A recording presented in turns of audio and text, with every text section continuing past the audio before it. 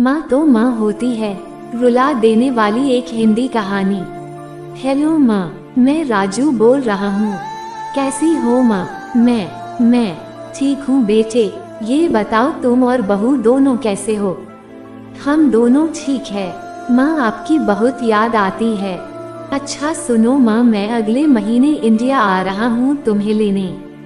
क्या? हाँ माँ, अब हम सब साथ ही रहेंगे।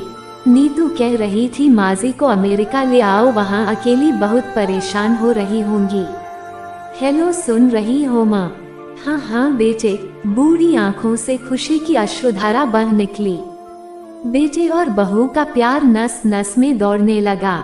जीवन के 70 साल गुजार चुकी सावित्री ने जल्दी से अपने पल्लू से आंसू पोंछे और बेटे से बात करने लगी।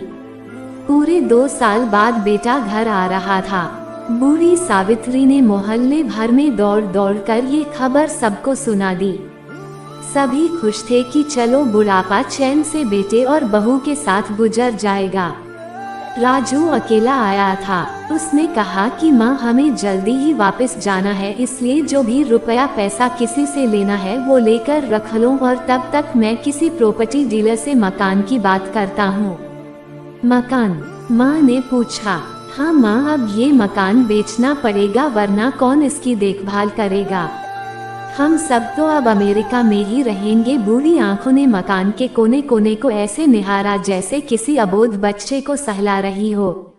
आनन फानन और औने पौने दाम में राजू ने मकान बेच दिया।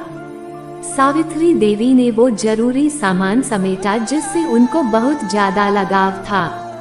राजू टैक्सी मंदवा चुका था। एयरपोर्ट पहुंचकर राजू ने कहा, माँ तुम यहाँ बैठो, मैं अंदर जाकर सामान की जांच और बोर्डिंग और वीजा का काम निपटा लेता हूँ। ठीक है बेटे। सावित्री देवी वहीं पास की बेंच पर बैठ गई। काफी समय बीत चुका था। बाहर बैठी सावित्री देवी बार बार उस दरवाजे की तरफ देख रही थी जिसमें राजू गया था, लेकिन अभी तक बाहर नहीं आया। शायद अंदर बहुत भीड़ होगी सोचकर बूढ़ी आंखें फिर से टकटकी लगाए देखने लगती। अंधेरा हो चुका था। एयरपोर्ट के बाहर गहमागहमी कम हो चुकी थी। माँ जी, किससे मिलना है? एक कर्मचारी ने वृद्धा से पूछा। मेरा बेटा अंदर गया था टिकट लेने, वो मुझे अमेरिका लेकर जा रहा है, सावित्री देवी ने घबरा कर कहा। लेकिन अंदर तो कोई पैसेंजर नहीं है, अमेरिका जाने वाली फ्लाइट तो दोपहर में ही चली गई। क्या नाम था आपके बेटे का? कर्मचारी ने सवाल किया। राजू। सावित्री के चेहरे पे चिंता की लकीरें उभर आई। कर्मचारी अंदर गया और कुछ देर बाद बाहर आकर बोला, माँ जी, आपका बेटा राजू तो अमेरिका जाने वाली फ्लाइट से कब का जा चुका। क्या? वृद्धा की आंखों से आंसुओं का सैलाब फूट पड़ा। बूढ़ी माँ का रोम रोम कांप उठा। किसी तरह वापस घर पहुंची जो अब बिक चुका था। रात में घर के बाहर चबूतरे पर ही सो गई। सुबह हुई तो दयालु मकान मालिक ने एक कमरा रहने को दे दिया।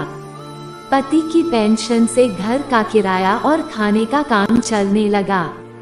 समय गुजरने लगा। एक दिन मकान मालिक ने वृद्धा से पूछा, माँ जी, क्यों नहीं आप अपने किसी रिश्तेदार के यहाँ चली जाए? अब आपकी उम्र भी बहुत हो गई, अकेली कब तक रह पाएंगी? हाँ चली तो जाऊं, लेकिन कल को मेरा बेटा आया तो यहाँ फिर कौन उसका ख्याल रखेगा? आँख से आंसू आने लग गए। दोस्तों, आप सभी से विनती है, माँ बाप का दिल कभी मत दुखाना। माँ तो माँ होती है।